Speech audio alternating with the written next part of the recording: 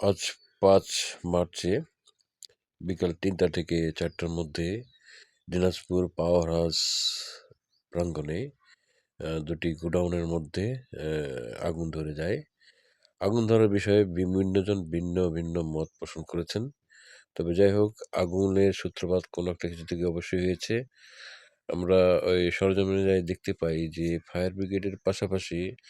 আ fire ব্রিগেডের পাশাপাশি পাশেই বসবাসরত আ জনসাধারণও অংশ নেয় আগুন নিবানের কাজে।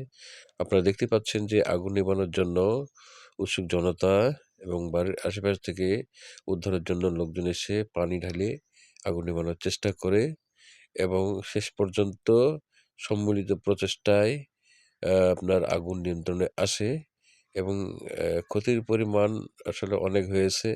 এখনো পর্যন্ত আ সম্পূর্ণভাবে তথ্যটি দেওয়া যাচ্ছে না।